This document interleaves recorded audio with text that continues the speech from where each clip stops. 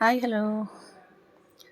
ഇന്ന് ഞാനെൻ്റെ ചാക്കിൽ കപ്പ നട്ടതുണ്ട്, അത് കാണിക്കാൻ വേണ്ടി വന്നതാണ്. ഞങ്ങളിവിടെ പൂളാന്നാണ് പറയൽ, ചിലർക്കൊന്നും പൂളാന്ന് പറഞ്ഞാൽ അറിയണ്ടാവില്ല. അപ്പം ഞാൻ ഇവിടെ നട്ടിട്ടുണ്ട് കേട്ടോ. ഒക്കെ ചാക്കിലാണ് നട്ടിക്കണേ. നമുക്ക് നിലത്ത് വെക്കാനുള്ള സ്ഥലമൊന്നുമില്ല. അതിൻ്റെ എല്ലാ പച്ചക്കറിയും ചാക്കിൽ, കവറ്, ചട്ടി അങ്ങനെയുള്ള എല്ലാവരുമാണ്. പൂള മാത്രമൊന്നുമല്ല കേട്ടോ, അതൊക്കെ ഇഞ്ചി, മഞ്ഞൾ ഇതൊക്കെയാണ്.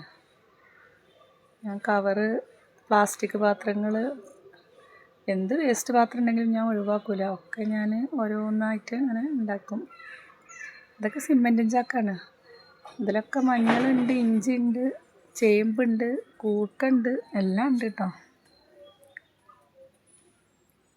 ഇതൊക്കെ കഴിഞ്ഞ പ്രാവശ്യം നട്ട അതേ ചാക്ക് തന്നെയാണ് ഇപ്രാവശ്യം വെച്ചിരിക്കണത്. അത് പറിച്ചിട്ട് ഒന്നും ഒന്നോ രണ്ടോ വിത്ത് ആ ചാക്ക് തന്നെ ആയിട്ട് ഇട്ടതാണ്. ഇതൊക്കെ മുളച്ച് വരുന്നുണ്ട് ഇപ്പോൾ, ഇഞ്ചി മഞ്ഞളൊക്കെ.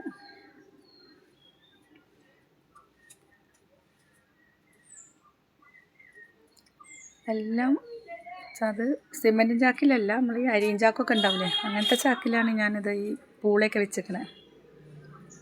എല്ലാം ഉഷാറായിട്ടുണ്ട്.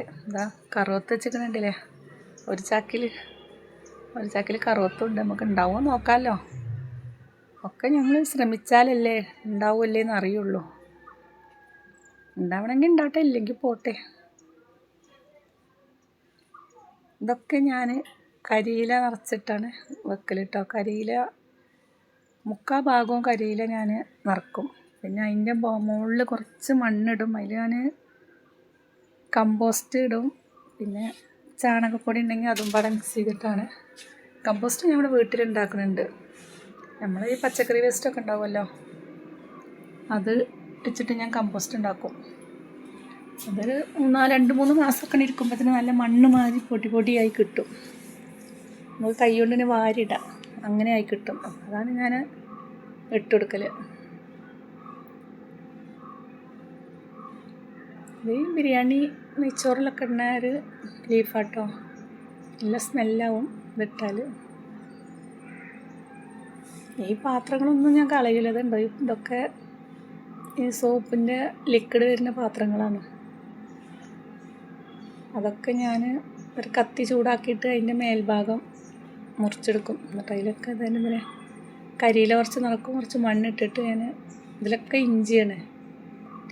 എല്ലാ പാത്രത്തിലും ഓരോ ഇഞ്ചിൻ്റെ കഷ്ണങ്ങൾ ഇട്ടേക്കാണ്. അത് മുളക്കൽ തുടങ്ങിയിട്ടുണ്ട്, മുളച്ച് വരുന്നുണ്ട് ഇപ്പോൾ. നമുക്കൊന്നും ഒഴിവാക്കണ്ടല്ലോ. അപ്പം ഇന്ന് ഇത്രയേ ഉള്ളൂ. ഇഷ്ടപ്പെട്ട എല്ലാവരും സപ്പോർട്ട് ചെയ്യുക, സബ്സ്ക്രൈബ് ചെയ്യുക.